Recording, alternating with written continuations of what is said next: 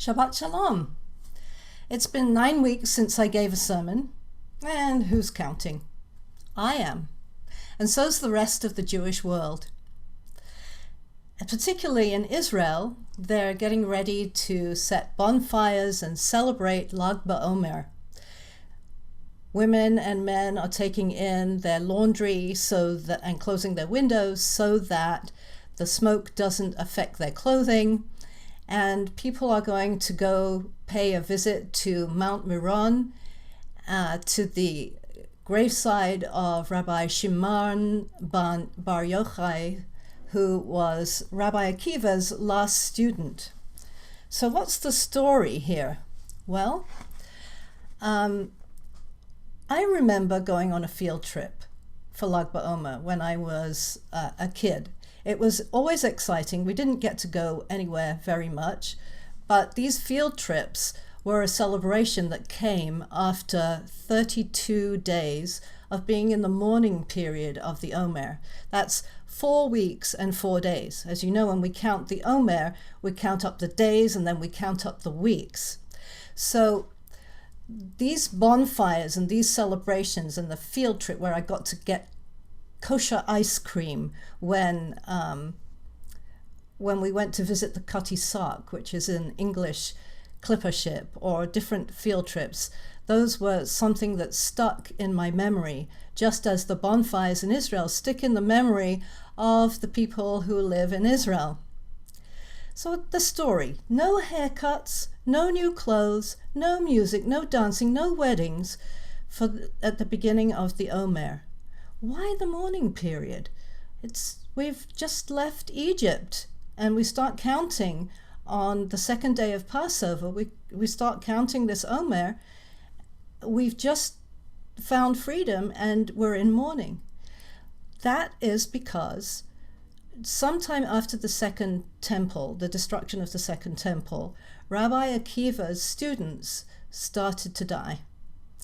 It's said that they died from a mysterious plague, and the Talmud tells us that indeed there was a plague. The students studied in zugot, which are pairs. 12,000 pairs, which makes 24 students, all died, it's said, in one day. And Shimon Bar Yochai was the last one to die of this mysterious plague, and it was on Lag BaOmer. The Talmud tells us, though, that it wasn't just a physical plague that caused the students of Rabbi Akiva to die. It was because they didn't respect each other. They didn't listen to each other's opinions. They got into arguments, and there was discord amongst them. And therefore, they started to die. We are never told the name of the plague. In the media today, in today's world, I sometimes wonder when I am challenged by having a civil conversation, even with people that I love and respect. I have difficulty with it, trying to see their point of view. And I know that it's important because discord can really cause a virus that you can't see. It may not kill us, but the virus that is very real today, in the coronavirus, is killing us.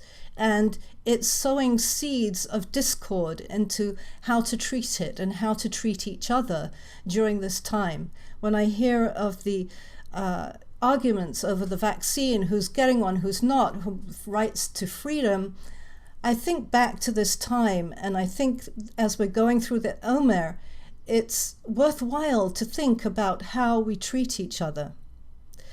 So there were other things that happened during the first part of the Omer as well. A lot of calamities that befell the Jewish people. In fact, the Omer, we have during the Omer the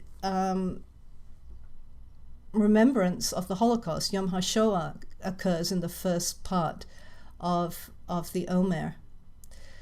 What is the Omer, though? In this week's Torah portion, Emor, we're given 2 commandments related to the Omer. The first one is related to the Omer offering itself, which is a sheaf of barley. And the second one is related to the counting, the actual commandment to count. Sefer HaChinuch, which is the book of education that was written in 13th century Spain gives us two fundamental and separate reasons for these acts. The sheaf of barley, the sacrifice that was brought to show God immense gratitude for the miracle of the exorcist and freedom from slavery, that was one of the commandments. But the counting is not to acknowledge the past, but rather to anticipate the future. Since God's goal was freeing the Jewish people, not just for freedom, but to give them the gift of Torah, then the counting anticipates that those commandments are worth counting towards the giving of the Torah.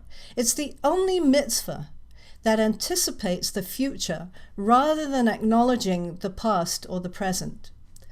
Which raises the question, if we're looking forward to receiving the Torah, why do we count first day, second day, third day, fourth day? We're counting up. Why do we count up?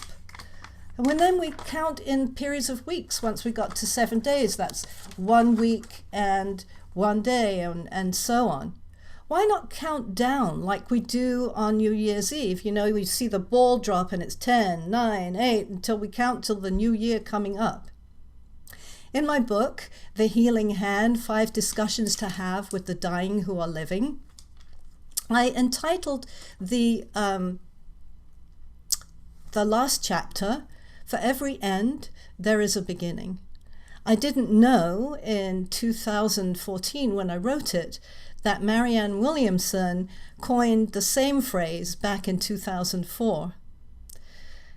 And yet, a typical countdown is an advance of achieving something special, like a degree, going on a ship, a trip, or getting a driver's license, something that you've been working hard towards.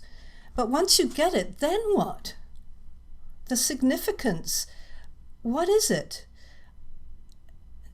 If you understand that the goal achieved is not just an end in itself, but a means to something else, to something greater, then you can understand why we count up to the receiving of the Torah. The Torah is both an end in itself and a means to achieve something far greater. It's one thing to achieve great heights and to be on this pedestal of the chosen Jewish people, and it's quite another to remain there. It takes effort and energy to be in this higher place and to reach even higher.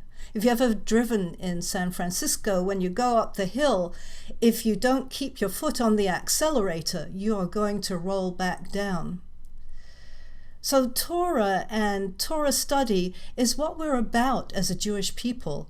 It's not just a set of rules and obligations. It's also a way of life. It defines our way of life, as well as giving us the opportunity to live into our new beginnings and use it as a blueprint. Because without studying and learning and living Torah, we wouldn't continue to grow. It would be some sort of empty existence. So we're given the commandment of anticipating receiving the Torah on Shavuot as a blueprint of how we might behave. We count up, we don't count down. We count up with the intention of moving higher and higher to our individual and communal potential, to be the best that we can be. When we put the Torah away on Shabbat or any other time, we put it back in the Holy Ark. We sing Eitz Chaim Hi Lamachazikim Ba V'Tom Cheha Me'ushar. It is a tree of life to those who grasp it, and those who uphold it are indeed enriched and blessed. So let's celebrate as we count up towards Shavuot. It's time to celebrate. Set that bonfire, if not in person physically, then in the light of our lives, in the light of Torah. Keep counting up. Shabbat Shalom.